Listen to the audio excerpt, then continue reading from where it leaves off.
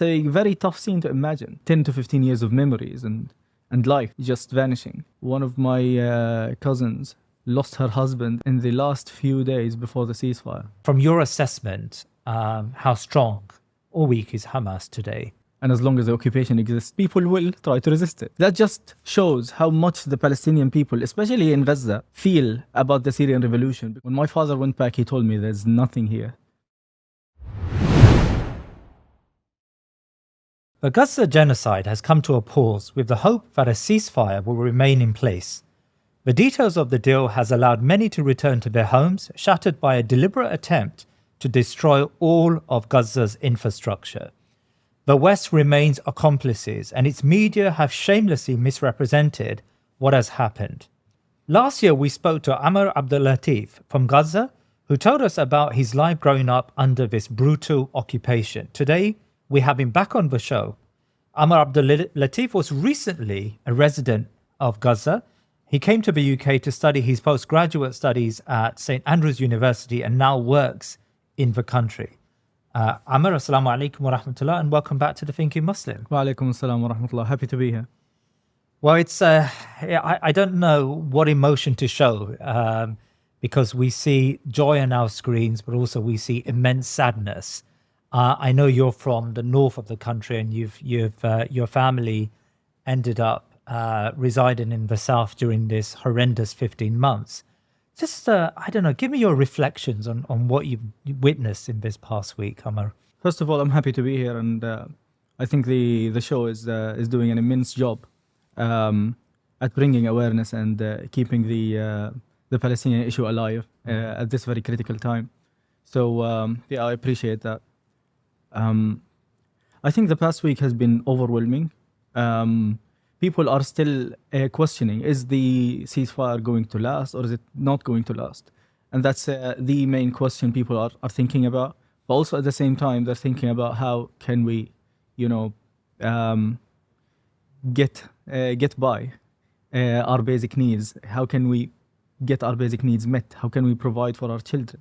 And that's a very critical question for every Gazan at this moment. Yeah.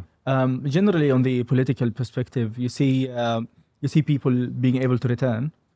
A lot of people gave up on the idea of returning to Gaza City and the northern districts.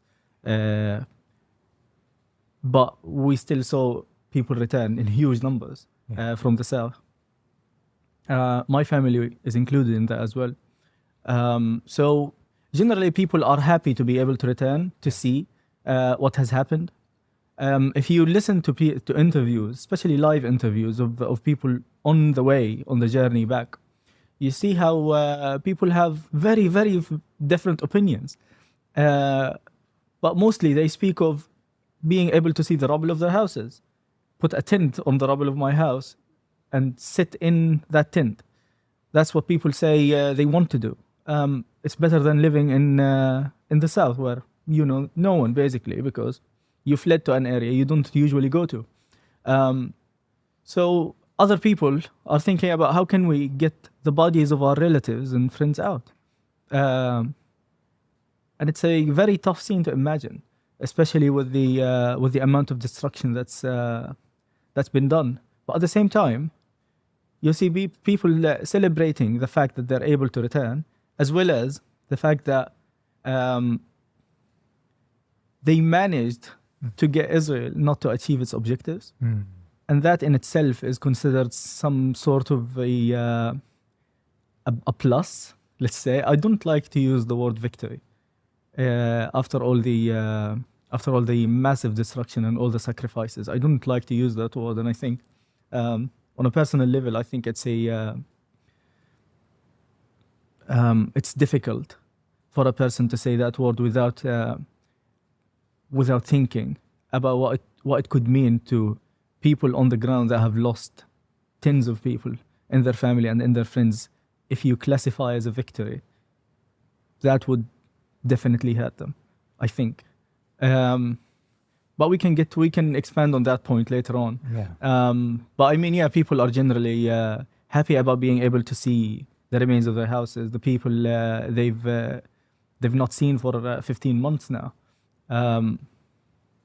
but there's huge pain about everything we've lost, and there's realization that this could actually hold, and what are we going to do with the amount of destruction? So it's just, express to us that amount of destruction. Explain what your family witnessed when they returned back to their homes in Gaza City. So my father went back fast, and my brother accompanied him, along with one of my sisters that was split from her husband on the way back. Her husband didn't go to the south, so that split resulted in huge pain, obviously.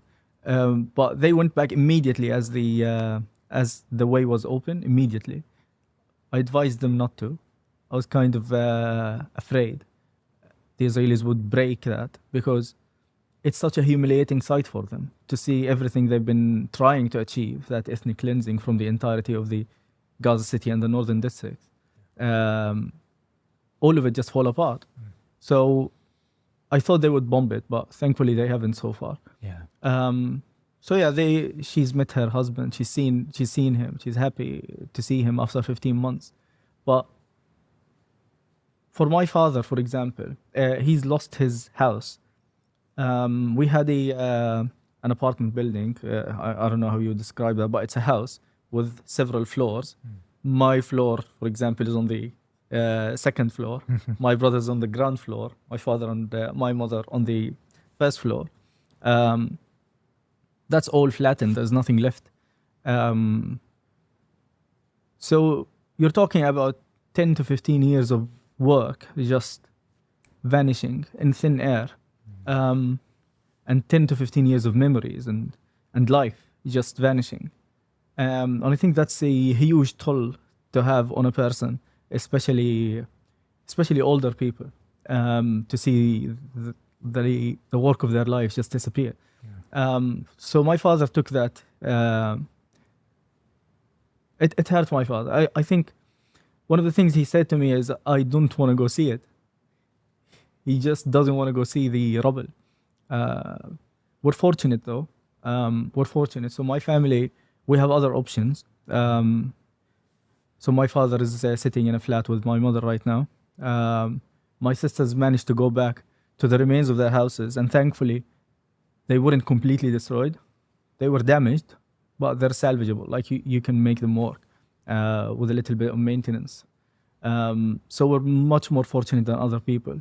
But also coming to realization, like my uncle, for example, was killed by an Israeli airstrike in this war. My cousin, his son, was killed in the same strike as well. Not in the same strike, actually. When he was taking his body to the hospital, they bombed his van on the way. And they also killed 2 of my cousins from my aunt's side. And then they continued to kill people from the family. And obviously we're not the only people. We're actually much more fortunate than others. But there's like 35 people from my father's side were killed in this war by Israeli airstrikes, artillery and things like that. And 4 people from my mother's side. One of my cousins lost her husband in the last few days before the ceasefire. In a bombing that just targeted a group of people just chatting in front of a building. So it's a huge toll, but what makes it easier is as it's ongoing, people don't feel it that much. You feel the grief and pain as it strikes, but then you're thinking everyone's kind of on the same boat, so you don't feel it that much. But when everything calms down, that's when real grief starts hitting. And I think that's where we're getting to right now as Gazans generally. So I think we're looking at a very difficult time coming. Hopefully less difficult than the moment that went. From the outside, you said at the in the answer to my first question that you find it difficult to use the word victory. But of course, you also said that Israel's plans were thwarted. I mean, Israel wanted to ethnically cleanse at least the north of Gaza. and it was forced into this humiliation, really. And it now is in a situation where it has to see large numbers of people return to rubble, to their homes, to their partially destroyed or fully destroyed homes. Why did you find it very difficult to call this a victory? Because, you know, outside, and this sounds very callous actually, but outside, we're all calling it a victory. There's an emotional difference. I don't know how to say this in English, but there is a difference between a victory and your enemy failing to achieve their objectives. Yeah. You could define that as a victory and of itself. But if you want to say a victory out loud, Yes. you're saying that as well to the people on the ground. If the people on the ground hear the word victory, some of them may be delighted. That's true. Some of them call it a victory themselves. I've seen people that have lost way more than I've lost, and they call it a victory and they're very proud of it. But at the same time, I can't bring myself to say a victory because I didn't live through it.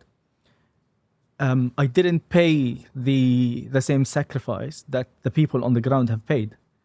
I find it very difficult to use that terminology. Yeah. When I haven't sacrificed as much as them. Yeah.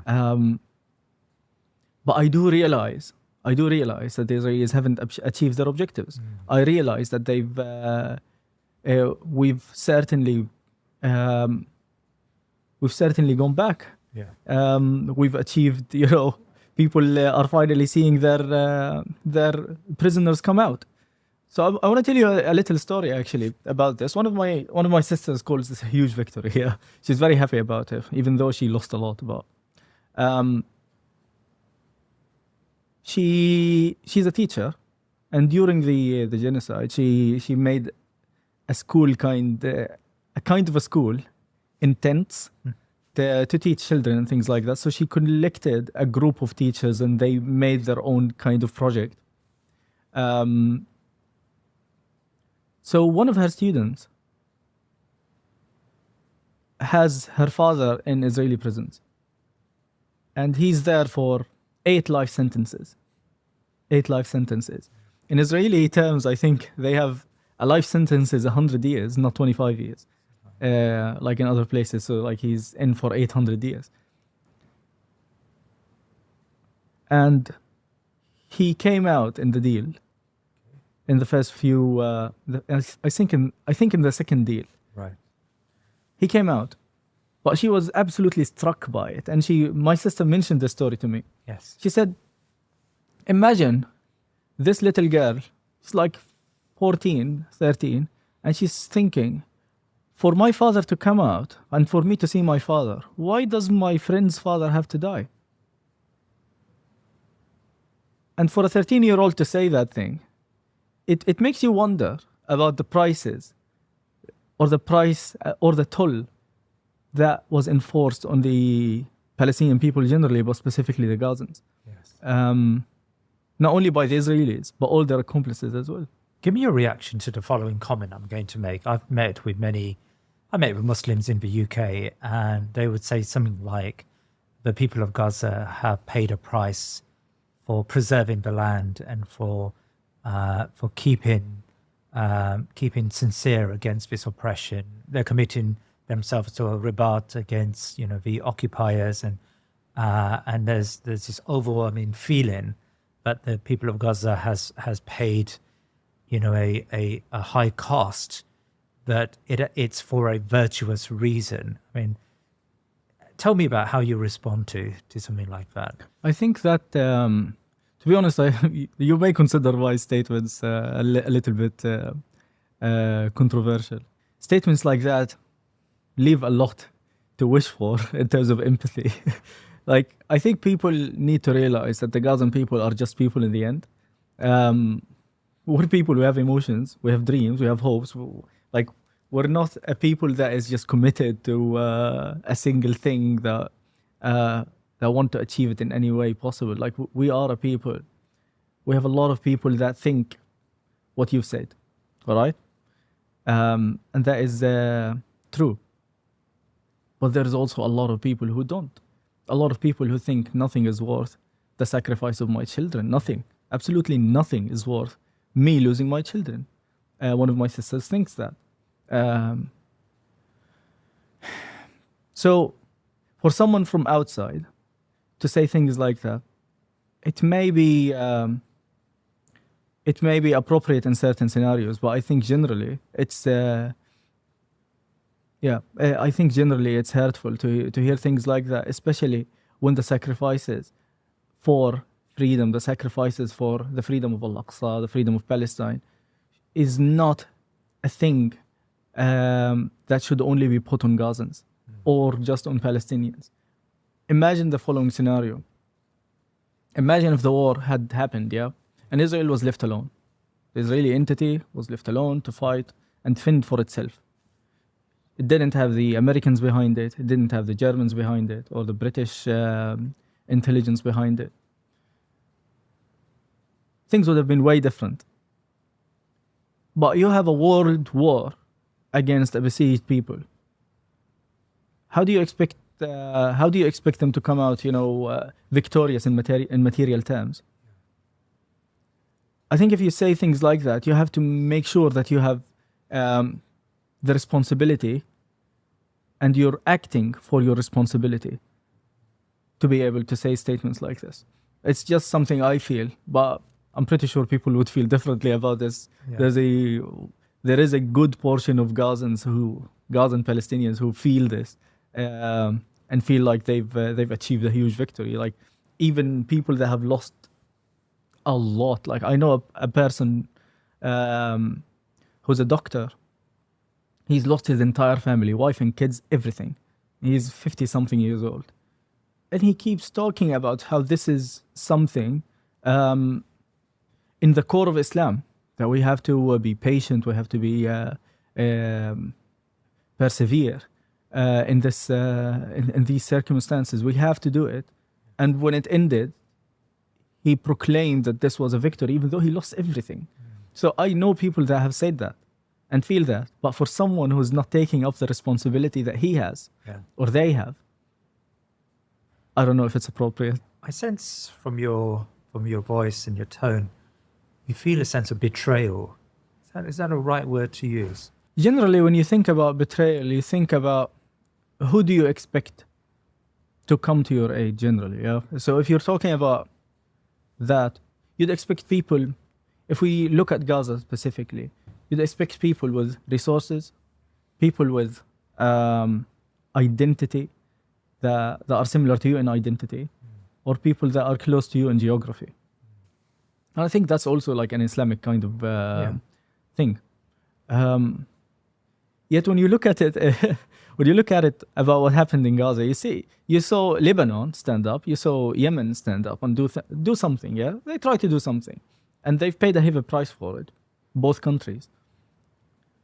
But what have you seen from the majority of the people that share the same identity, geography, and resources? You've seen, in terms of armies, obviously no army moved a little bit. You don't expect armies to move. You expect countries to at least do something, It doesn't have to be armies moving for the defense of Palestine, even though that's something you would wish for. But you'd expect countries to be able to let in food and water. Why did our people have to starve and go into absolute famine? So that sense of betrayal is expansive. And it's not just me that's feeling it. It's the majority of, it's all of the Gazan people generally. Betrayal from other Palestinians, for example, in other parts of historic Palestine. In the West Bank, you've had people doing some things in some parts of the West Bank. But the majority of the West Bank was just, observing. Obviously, the PA has a huge part to play in this for repressing people and everything. But still, you'd expect the people to be able to do something. Same thing for the Palestinians in the occupied territories in 48. They've done absolutely nothing. Even the protests, they had 2 protests the entirety of the war that I know of. Maybe they've done more, but they haven't done much of anything. Even political plays, none of them were played. The representing parties for Palestinians or Arabs in the Israeli occupation government, they have representatives. They've done absolutely nothing too. So that's only on the Palestinian side. But you've had Jordanians protest. That hasn't achieved much of anything, but they did protest. The Egyptians a little bit, but you haven't seen much of any. You haven't seen a coordinated effort in either in Palestine, Jordan, or Egypt, or any of the close by countries. Even Turkey, like, has played a negative role in this. None of them did anything to stop what was happening through their countries. The Jordanian land bridge that was sending supplies to Israel, like, that existed. Yet, have we heard of any group of Jordanians trying to stop or protest that specifically? I do remember seeing calls to protest the land bridge on the street that were really heavily repressed. But at the same time, I haven't seen. I think the people of Gaza deserved for what they've sacrificed a lot more than what was given, definitely. I mean, do you feel that, in a sense, Egyptians, they're with you, Jordanians are with you. I mean, everyone is with the Palestinian people and are against this. But of course, the oppression of the regimes are such that to voice that, even that opinion in Egypt, can be extremely dangerous. I mean, do you have some empathy for the very fact that these oppressive regimes are repressing those voices that are pro-Palestinian? Absolutely. Like, I do believe that the repressive regimes are playing a huge part in trying to stop the people from doing much of anything. Yeah. I believe that. But that doesn't. Repressive regimes can stop popular actions, like people protesting and things like that. They can dispel protests, but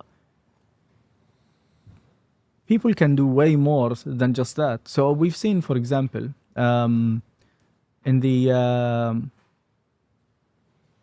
what's it called? The Journalists Society in Egypt, protesting a few times, and the things they've said, the protests they've done, absolutely beautiful. Yeah. I mean, I'm just thinking the malls in Dubai are full. The Instagrammers across the Muslim world are still Instagramming their banquets and their food. Now, I don't know. I mean, I see this, and then I see people starving, or in Gaza, and I get it. I get that these regimes are oppressive, but surely there is some personal responsibility. I believe that as well. So that's what I'm trying to say. But you don't have to look far. Like the malls in Ramallah are full as well. So you don't have to look too far. Can I ask you about the circumstances surrounding the ceasefire? I mean, it's very clear now that probably Trump lent on Netanyahu and forced this ceasefire through.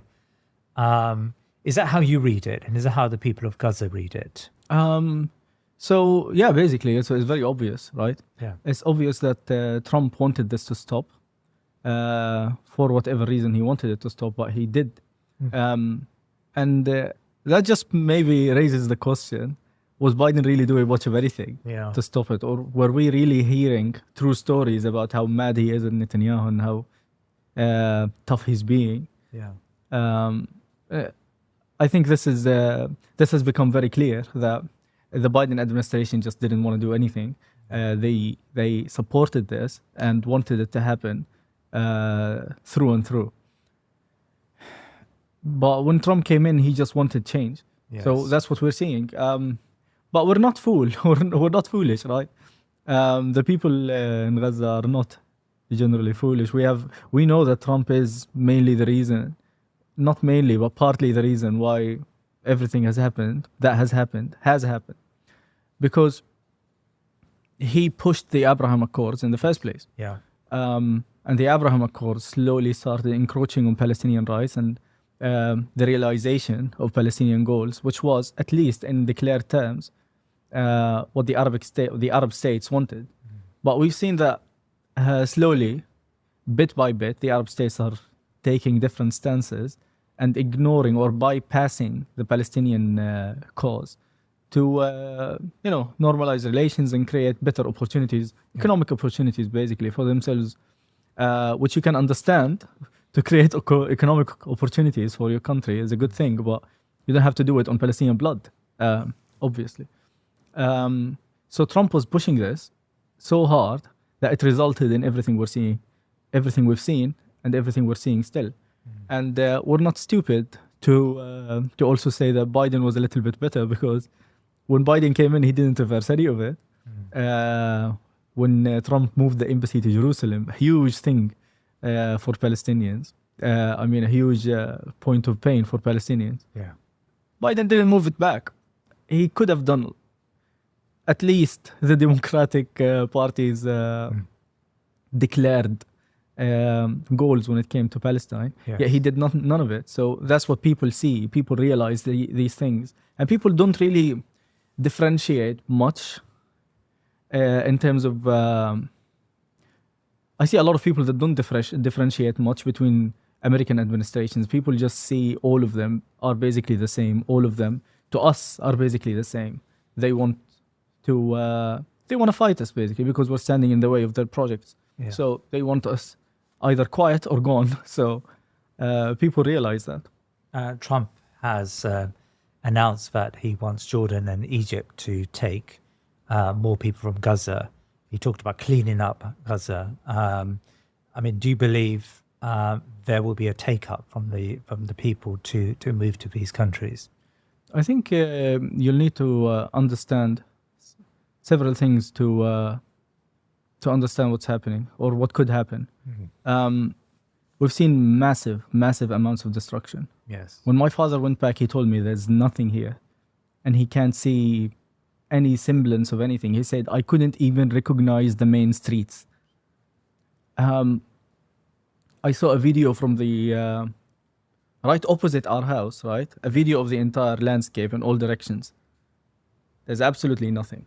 So if I go to my house's area, I wouldn't even recognize my house. Imagine that. Yeah. So there is that much destruction.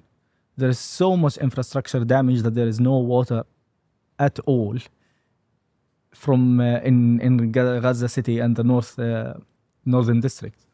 So that much destruction is there. Palestinian people do not want to leave their land generally. But people also generally want opportunities, want to feed their children, want to fend for themselves. And I think that was partly the Israeli entity's goal in inflicting mass destruction to force people to just find ways to leave. But even in that, they failed to even convince other countries or anything to provide a way for people to leave. You had Egypt saying you have to pay $5,000 per head to leave Gaza, and it didn't even work out for people that wanted to leave for them to leave. So if an opportunity arises, I think there is a portion of the Gazan people that would want to take it, a portion that would want to take it, because of how much destruction there is and how little to no hope there is in terms of rebuilding, in terms of political avenues, in terms of a solution being implemented. Yes. We don't see any of that. We just see kind of, if we're lucky, a turn back to the status quo. And a turn back to the status quo is the least thing anyone wants. We just want Palestinian freedom, Palestinian opportunities, people to have their rights again. Yeah. And that hasn't been realized. So some people, if the opportunity actually arises, some people might take it, but I think the majority of people wouldn't anyway. Yeah. Because we're just stubborn like that. I think the majority of people wouldn't. Some people disagree with me. So I've had this discussion with a few friends. Some people say, yeah, a lot of people would leave. I think a minority of people would leave. Yeah.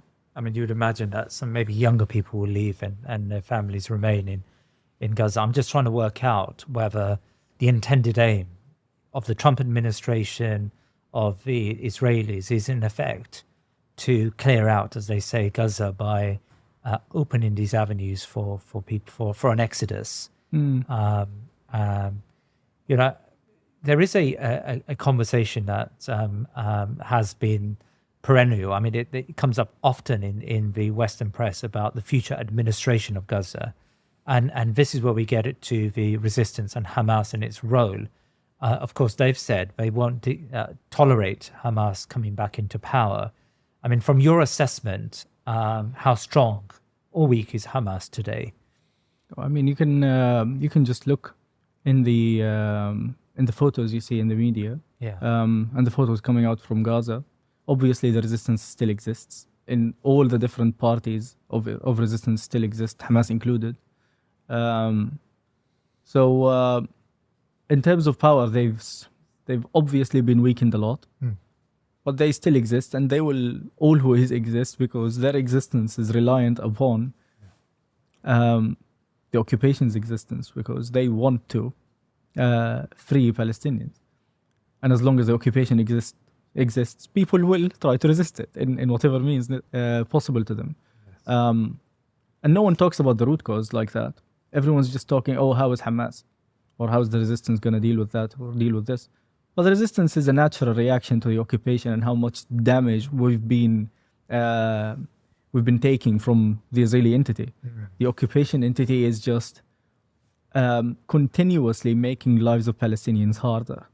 To this day, there are people being killed in Gaza, for example. Like today, I read the news of one fisherman fishing in the sea in Gaza, was killed by the Israeli forces patrolling near the sea. I mean, patrolling in ships on the sea. So this is a daily occurrence. So how do you expect people not to resist that? So even though they've been weakened a lot, they will always exist. So you'll have to come to an understanding of how do you want to deal with their existence, rather than how do you want to eradicate their existence, because they will always exist. There is no way around this. So in terms of administration, though, a lot of people in Gaza the majority of people don't want a way back to the status quo. They want a way for lives to be rebuilt at this point. After everything we've seen, they just want their lives rebuilt in some way. And currently, you don't see the international community, including the Arab states and everything, providing much of an opportunity for that rebuilding, an actual opportunity. You see a lot of talk, but in terms of action, you don't see much of anything. So, to be honest, I'm not really that much optimistic when it comes to that. How do you feel about the release of the hostages, the Israeli hostages, and just their state compared to a lot of what we see of the Palestinians coming out of detention? I think it's open for everyone to see, right? It's disgraceful what's been happening to the Palestinian prisoners. It's one of the main reasons that you had parties come to existence. The resistance parties come to existence because the situation for prisoners is getting worse and worse by the years. And when Ben Gvir came in, he made it several times harder for them to just live their normal prison life.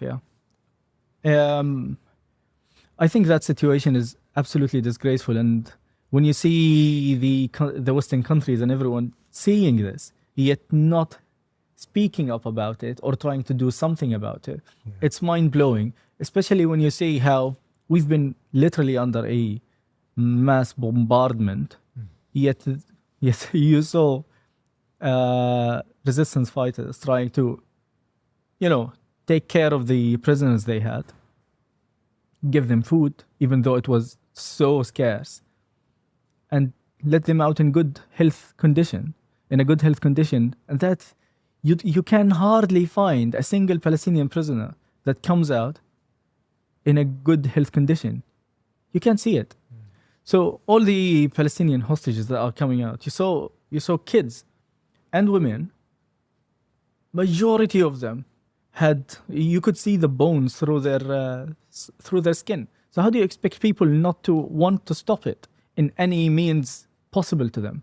I think that's one of the main problems in the Palestinian cause. People trying to come up with ways to free prisoners, and so far the only way that has worked we've seen is this. There was a one time during the Oslo Accords that some prisoners came out, but they were only fighters, prisoners like that. But I mean, that's what we see, and it's a huge problem for the Palestinian society. When we last spoke, there was a conversation between you and I about Syria. And of course, at that time, Syria was a different country to what it is now. And a lot of the backers of Syria, in particular Iran, were backers of the Assad regime, were also quite, at least in some shape or form, helping the resistance, right? We get conflicting views on social media about how much the new Syria, the liberated Syria, is appreciated by people of Gaza. Have you had a chance to have conversations with people back home and how they see the new government and the new Syria and the liberation? Good question, actually. So the majority of people I know in Gaza, the majority of them, the vast majority of them, couldn't be happier about Assad's downfall. They couldn't be happier. One of my sisters, the one I mentioned that would say, nothing is worth sacrificing my children or whatever. Like I can't imagine losing one of my children for any cause whatsoever. She did mention by the end of the war in the group chat, she said, look, if everything that has happened because God was just preparing the way for the Syrians to achieve their freedom, then it's worth it. And that kind of struck me, especially coming from her. And that just shows how much the Palestinian people, especially in Gaza, feel about the Syrian revolution, because we feel it's very similar to what we've been through. Yes. That mass bombardment, mass killing, starvation, and also the besieged people in Idlib for so many years, people in tents for so many years. Like, we've seen all of those phases, and a lot of people in Gaza were following it event by event, day by day, and feel strongly about it. So when Assad fell, everyone was so happy, everyone was celebrating. Yeah. Obviously, there are a few people who didn't want this to happen, but even those people think about this, think about it from a strategic perspective as, look, this is detrimental to the Palestinian cause because Assad probably helped some 2 Palestinians 30 years ago. So they think about it from that perspective, but the vast majority just couldn't be more delighted about it. Yeah. But where we differ, and where we have many diverse opinions, is on the future administration or the current administration, and then hopefully future administrations to follow. Yeah.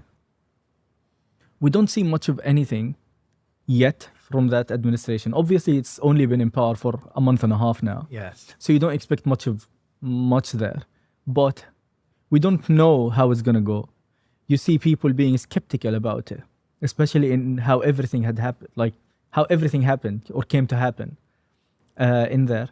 But generally, people are positive about it and want to see good things happen to Syrians because we just feel a lot of resemblance to them. Do you think the ceasefire will last, Amar? Well, everyone hopes it will. With everything we've been through in the past 15 months, no one wants this to come back. But people are really scared because we see a ceasefire agreement that is very fragile. It's not very clear. You see a lot of ways the Israelis are trying to break it, and they're actively breaking it every day in different ways, creative ways sometimes, but it's continually happening. So how long can it last? And also you have to keep in mind that generally there aren't that many cards to play for the Gazan people at this moment. So if Israel makes any decision, if the Israeli entity decides to break the agreement tomorrow, the only thing that could stop it is basically the prisoners in Gaza. By saying, we have some of your people left here, if you want them out. That's the general way I think that would be. But so people are very scared about this, and people are scared especially because of phase 2, because you're going to open the Rafah border and you're supposed to be letting in, for example, 200,000 tents, 60,000 caravans for people to live in, like temporary places. But you haven't let in a single thing. You're only letting in some food supplies, and in some areas too. So, for example, in Gaza City, my father says he only has access to some drinking water, and that's it. So he went from the south to Gaza City, and he can't find anything to drink. I mean, he can only find a little bit of water to drink and nothing to eat. So that is absolutely not sustainable, but it's already breaking the ceasefire agreement. So if that continues, you're actually holding the Palestinians or the Gazans generally in an enclosed place with little to nothing being let in a place that is filled with, as gruesome as this sounds, but it's true, thousands of dead bodies under the rubble, right? And this is an area after all of that destruction that is, it's very possible that diseases will start coming up. You don't want that to happen, or you're going to have a massive number of deaths in the span of a few weeks. So people are really scared of these scenarios. People are really scared. Yeah. I mean, is there any hope for reconstruction in the short to medium term? When you think about reconstruction, generally people are split about this, right? You have people thinking, if we're to judge by how everything had happened from before October the 7th, we had multiple aggressions against Gaza from the Israeli entity. So, in every single time, you had people talking about construction, organizations coming up. Some countries make a lot of noise about it, but in the end, you find little to nothing being implemented on the ground.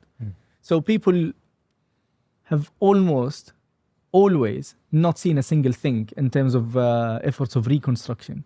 You see some projects being built, that's true, but it's not related to reconstruction efforts for people that lost their houses. So that's if we judge by past experiences. But some people say with the scale of destruction this time, that it has spanned literally everything, with the possibility of disease, with the possibility of this mass problems arising, something has to happen, or there will be consequences to literally everyone in the region. So this is unsustainable. But you don't see the political will anywhere to implement any kind of real solution that accepts Palestinian resistance as a fact. It exists. It will not disappear. It will continue fighting until Palestinian freedom is achieved. So you either want to help or you find a solution. You have to find a solution for the Palestinian cause. There is no circumventing it. There is no bypassing it. So for me personally, I'm not that optimistic. I think something will happen in the middle of these two things, where actual reconstruction is implemented or nothing is implemented. I think something in the middle may happen where you'll have reconstruction efforts, but in the exact way the Israelis want it to happen. So it will make it harder for resistance efforts to come from the newly constructed places. This kind of idea, and they've already implemented it once in Jenin in the past. So that kind of idea might be, might float around. Some countries might take it up and try to implement it. But any solution, any kind of temporary solution that ignores Palestinian resistance is just doomed to fail. And do you think the resistance is stronger now? How is it perceived? How is it perceived by ordinary Gazans? So people are very split, like always. There are people who celebrate the resistance every day and are very happy about seeing the Israelis being, not achieving their objectives, being humiliated and losing some of their objectives. So some people are very, very excited and happy about this and praise the resistance and everything. And you see it in the media. Like, you don't need to hear it from me. But also some people on the other side are like, look, we need a solution. And here's the point I want to make, right? we've seen the epitome of what the Palestinian resistance could achieve, right? Armed resistance, I mean, could achieve. We've seen fighting for more than 15 months, people coming up from under the rubble to fight. We've seen like crazy things. Yet in terms of results, we've only seen mass destruction and things like that. It definitely didn't collapse, and it definitely will not collapse. But will this bring us any closer to Palestinian freedom? Is Palestinian freedom even achievable through Palestinian actions in general? When we see a world war happening against small and tiny Gaza with more than the equivalent of 10 Hiroshima bombings, or more even, in the span of months, on a very, very, very tiny plot of land with nothing to it, you start asking questions like, can this even be achieved? So I think a lot of people are happy because they can claim that victory without sacrificing anything, without taking much of the responsibility on themselves. And obviously we see a lot of people that take up the responsibility and try to do good things. But we see a lot of people just not doing much of anything and expecting that, oh, those people will definitely do it. Those people will look at them. They're very stubborn. They're very strong. Their iman, their faith. And it's all good things. It exists. Patience and faith and everything is core values, are really core values in the Gazan mindset. And I expect also the entire Palestinian mindset. But at the same time, there's a huge responsibility for every person of humanity, let alone, Islamic values, to want to do something or everything in their means to bring this to an end. Especially when there's several world powers that are willing to take up the fight for 15 months or more, or as long as it takes, against a small group of people. You have to come to an understanding that people need to rise up and try to join in the resistance effort to stop Israel from its actions, to bring about Palestinian freedom. I don't know. It's very difficult to talk about this because generally people have the idea that the Gazan people are very stubborn and they're very strong and they're able to do things. Yes. And that's true. But there's limits to everything. And since we've seen the limit, what are we doing about it? My last question to you really is about hope. Do you, as a Palestinian, as a Gazan, have hope in the future of Gaza as a viable place for your family to thrive and survive in the future? I don't like the idea of splitting Gaza from the rest of Palestine when describing it. For example, on the question on the that you mentioned before, and sorry for turning back, the administration of Gaza. Yes. I think I, alongside them, like all of Palestinians, want something that represents Palestinians, right? So it's not one party doing one thing or one other party doing one thing. No, people need to be able to vote in the people they want. Proper democracy, do whatever they bring in people that represent them into power. And that spans the entirety of the Palestinian society. It's not Gaza only. It's not the West Bank only. It's not Jerusalem only. It's the Palestinian group of people, a Palestinian collective that needs something to represent it. And that new government or entity or whatever you want to call it could have some plans for Gaza specifically because of the situation that happened. But it can't be split from the rest of Palestine. And any sort of rhetoric to want to split it, I think is problematic. So generally, that's something I think the majority of people feel is needed. On your point, though, about hope, I do have hope. You can never lose hope if you're Muslim. Yes. You can't lose hope. I do have hope that what we've seen really good things happen at the same time as we've seen really bad things. We've seen people on the streets in many countries. We've seen initiatives, really proud and good initiatives around the world trying to do something, and that's very, very good to see. We've seen Israel being humiliated, like on the International Court of Justice and the International Criminal Court. So you've seen really good things happen. So you're hoping that the future might be or would be good for the Palestinian cause in general, based on the sacrifices that the Gazan people have made. So yes, I'm happy and optimistic that would happen, and I cannot lose that optimism. But the situation right now, the contemporary situation is very difficult. It's almost unlivable. So I would want my family to be able to live, but obviously every person makes the decisions for themselves. I mean, one of my sisters would trade nothing for her to leave. Like you can't imagine how much she would be willing to sacrifice just to stay.